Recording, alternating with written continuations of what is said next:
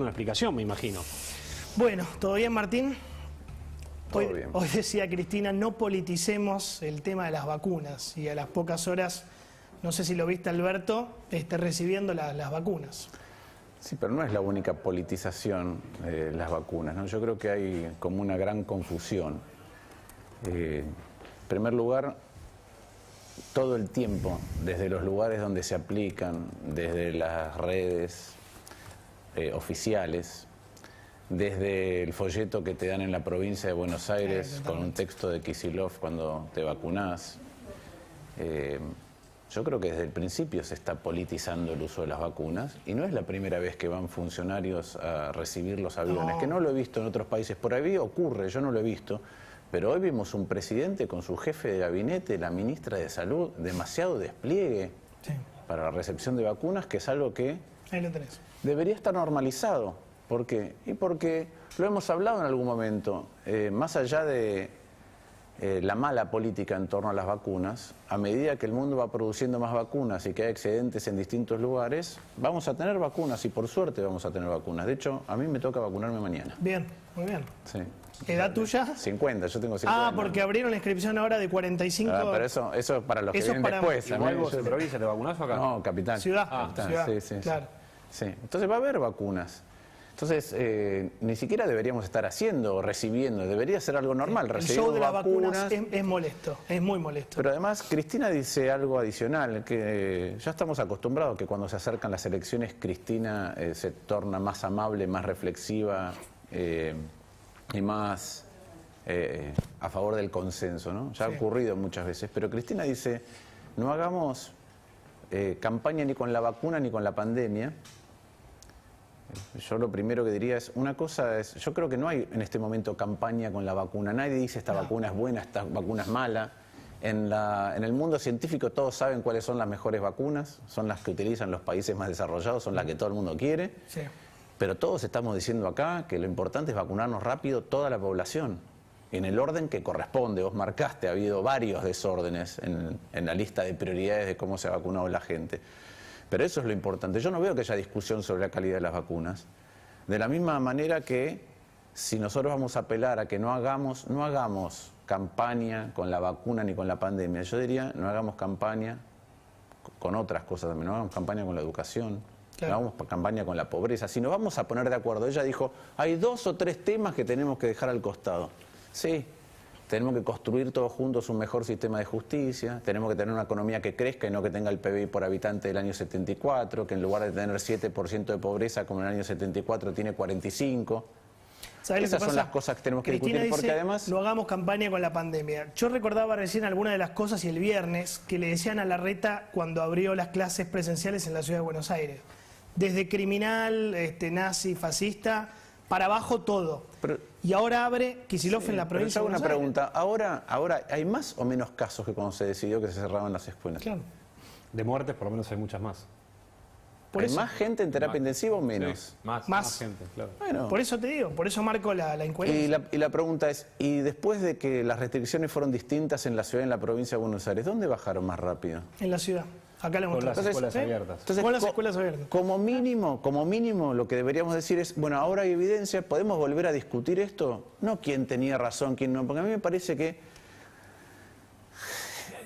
hay un problema de cuando yo veo el presidente dice de dónde salieron los brasileños, de dónde salieron los mexicanos, de dónde salimos nosotros, llegamos nosotros. Me parece que ya estamos en una instancia donde tenemos que preguntarnos a dónde estamos yendo y a dónde queremos ir colectivamente. Entonces es una pregunta mucho más profunda y no veo que eso se esté abordando en ninguna de las dimensiones posibles, porque los errores acumulados, el cansancio colectivo, la pérdida de días de educación, son todas cosas que ya ocurrieron, son todas lamentables, todas. Ahora la pregunta es, si de verdad no vamos a politizar ni la pandemia ni la vacuna, es ¿qué aprendimos de todo este tiempo y qué de esos aprendizajes se puede instrumentar para hacer mejor las cosas? ¿Lo ves bien, ya que citabas lo del otro día de Brasil, ¿lo ves al presidente conectado con los temas importantes de la Argentina? ¿Entendés mi pregunta, no? Sí, entiendo la pregunta. Digamos que el presidente está cometiendo muchos errores no forzados.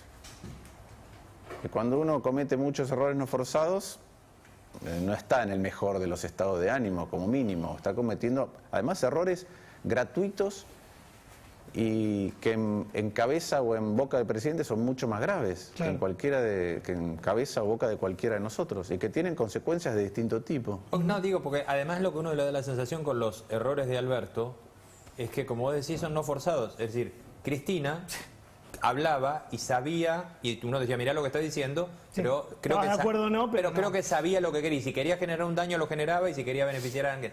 Alberto, me parece que el problema esencial que hay es que no tiene los errores de él no tienen estrategia, lo que nosotros consideramos errores. Si Alberto dice cosas que no tienen sentido ni destino, y eso es lo que me parece que es ni por lo bueno ni por lo malo.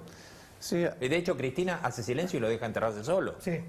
sí, además de gratuitos, hay una manera muy fácil de corregirlo, que es que los presidentes cuando hablan, antes, cualquiera que habla en público piensa un poco qué es lo que va a decir, y en el caso de los presidentes muchas veces lo tienen escrito. No tiene nada de malo, Sí, ¿no? o un teleprompter o 5 No ceros, sos o sea, menos por claro. anotarte 5 Pero ideas. yo te diría que es al revés. Sos más.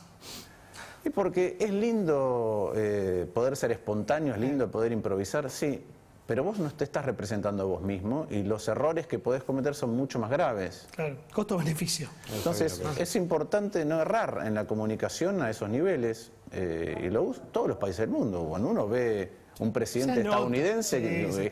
son expertos en el arte del teleprompter y uno no Sí. se da cuenta que están leyendo, pero en general Acá están todos estamos leyendo. acostumbrados a la improvisación. Queda bien Totalmente, improvisar. claro. Queda bien improvisar. Cristina, bueno, eres muy buena en oratoria, pero después pasan estas cosas. Te Pero agarra deja una- claro siempre lo que quiere decir, ¿no? Claro, acá te Clarín agarra un malo, Alberto. no hay sí. po- sí, Hoy volvió Clarín hoy malo. volvió Clarín malo. Sí, sí. Lo malo es decir, si improvisar fuera solamente la parte comunicacional, tiene su costo, como lo vemos, pero el problema es cuando el proceso de toma de decisiones es Claro, improvisado. Es decir, totalmente. ¿qué es lo que ocurrió antes para que el presidente llegue a una reunión con ese tono o con ese estado de ánimo o sin contenido? ¿Qué es lo que pasó en el proceso previo? De la misma manera que pasó en el proceso previo de las vacunas, qué pasó en el proceso previo de toma de decisiones sobre la cuarentena, qué pasa en el proceso previo de cuáles son las leyes que van al Congreso, qué pasa en el proceso previo de quiero nombrar un procurador, qué pasa con los procesos previos que llegan hasta un lugar. Lo que Morando llama el vamos biendismo. El vamos biendismo. Hay, Sí. hay un debate que hoy teníamos con Johnny, seguramente muchos políticos lo tienen,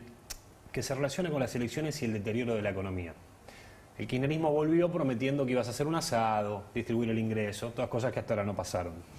¿Vos crees que ese deterioro de la economía va a ser perjudicial o beneficioso para el gobierno? ¿Por qué? O sea, uno tendría a pensar que claramente es perjudicial, pero también puedo entender que un gobierno populista para mucha gente es una garantía de poder subsistir una crisis mejor. A ver. ¿Entendiste la pregunta o fui entiendo, demasiado- ¿Le conviene o no la pobreza? Sí, claro. Entiendo. Yo soy de los que creen que la mala situación económica nunca le conviene a nadie. No creo en teorías conspirativas de algunos a veces te dicen no, porque les conviene que la Cuanto más gente pobre, no tenga mejor. educación. Yo Sí, no sí. creo eso. No. Yo creo que no hay que adjudicar a la conspiración lo que es Yo no te digo que lo busquen, pero te adjudicable pregunto a la si falta de el criterio a la statu hora de quo gestionar. electoralmente es mejor o peor para el gobierno. Yo creo que el escenario malo económico es malo para el gobierno. malo. Sí, yo creo, esto se ha discutido en la mesa de Juntos por Cambio, yo creo que el hecho de que haya muchas vacunas es positivo, y a mí me alegra que haya muchas vacunas, no me importa si Sí, es sí. positivo o negativo en Obvio. términos electorales, no por esto de me dio la vacuna Kicillof, que es este patrimonialismo que a veces tiene el kirchnerismo con el Estado, que es yo lo escuché a Cafiero venir al Senado y decir, el presidente consiguió las vacunas y las repartió a las provincias, es como... Increíble. Pero no por eso, sino porque yo no he viajado a Estados Unidos, pero mucha gente que conozco que viajó a Estados Unidos, lo que transmite es el espíritu, el estado de ánimo que implica haberte sacado de encima Sí. algo que te amenaza todo el tiempo. Entonces yo creo que no es el tema de cuántos estás vacunando, sino cuando lleguemos a esa instancia, por ahí estamos vislumbrando que la Argentina se puede, por lo menos, sentar a reorganizar. Eso Y es creo- vacunas. Eso es Eso vacunas. Y con la economía, creo que siempre las malas situaciones económicas, particularmente a partir de un montón de promesas que hizo el presidente dijo que iba a usar los intereses de la LELIC para pagar a los jubilados. acuerdo, sí. Hoy los La jubilados Cámara. cobran menos y los intereses de la LELIC mensuales son el doble. que Con el eso que van a hace- aumentar 20% y son- después más. Hoy los intereses de la LELIC Puede son pasar. 100.000 millones de pesos por mes. Sí. ¿Sí? El doble de lo que eran antes. Y el stock de la LELIC creció 270%. Entonces, no por eso, sino porque yo creo que, como te decía, que frente a las promesas, la gente se va a sentir defraudada. Mucha gente que votó no siendo kirchnerista o no siendo de Juntos por el Cambio se va a sentir mal y va a replanteárselo. También creo que nuestra responsabilidad es mostrar un rumbo distinto, porque creo que el discurso que va a usar el kirchnerismo es: nos sacamos de encima la pandemia, ya vieron que conseguimos vacunas, tardó, pero las conseguimos, y ahora tenemos que lidiar con los problemas que heredamos de la crisis, que heredamos del gobierno anterior, que agravó la crisis. Yo creo que ese va a ser el discurso. Yo creo que nosotros lo que tenemos que hacer es tener una buena discusión de qué es lo que queremos representar a futuro. Ahí va la pregunta, porque está esperando Gonzalo. Hay que ampliar, cambiemos, le van a cambiar el nombre, no importa la frivolidad del nombre, pero digo, ¿van a ampliar, cambiemos? ¿Va a entrar el socialismo, va a entrar Stolbizer, la derecha? Mirá, vos sabés mi opinión desde hace mucho tiempo, porque yo traté de que eso ocurriera antes del 2019, porque yo creo que el problema de haber perdido el 2019 es que no nos dejó en el 2015, nos dejó en el 2011. Sí. Entonces era importante armar algo que pudiera no solamente ganar al kirchnerismo, sino conseguir algo distinto gestionando, y eso es con voces diferentes, que la gente validará qué peso tiene cada uno. Yo creo que hay que ampliar. Lo primero que creo que hay que hacer es tener los mejores candidatos en cada distrito. ¿Y quiénes son? Muchas veces serán los que decía la gente en las PASO. Precisamente las PASO lo que hacen es ordenar las listas de acuerdo a los mejores candidatos. ¿Bullrich o y Vidal? habrá PASO. Aunque tengas cruce de distritos, como se está planteando. Ahora voy un segundo a eso. Yo creo que tenés que tener los mejores candidatos en todos lados, así es como lo tenés que armar. Lo deciden las PASO, y si hay lista unidad porque todos estamos de acuerdo en que determinado orden es mejor para construir el futuro. Con respecto a la Ciudad de Buenos Aires, yo creo lo siguiente: yo creo que primera prioridad es el que mide más, sin desvestir otros lugares. Segunda prioridad, ampliar. Yo creo que María Eugenia Vidal tiene un activo, que es que mide mucho electoralmente. ¿Mide más que Bullrich? Y de hecho, las encuestas parecen medir eso, pero no lo sabemos. Yo no creo demasiado en las encuestas, pero por lo menos aquellos que se dedican a eso dicen mide más. Pero para mí tiene una contra, que es que no representa una apertura. Entonces tiene una ventaja y tiene una desventaja. No representa una apertura y tiene algunas de estas... Bullrich tampoco representa una apertura. No, por eso. ¿Y quién es? Si no es Bullrich y no es Vidal... No sé. Lustó. Yo creo que lo que nosotros tenemos que tener es una propuesta muy potente en todo el país, y por eso lo que en algunos distritos no parezca apertura tendrá que compensarse con mayor apertura en otros lados, para que se vea que la discusión que estamos teniendo adentro para lo que viene es distinta y es mejor. Gracias, Martín. Un lujo tenerte, porque lo tengo a Gonzalo Pérez Mar por ahí para charlar un poquito del COVID, que también le importa mucho a la gente. Gracias. Empecemos por el tema variantes, porque lo que preocupa, lo hablábamos con Feynman, con Claudio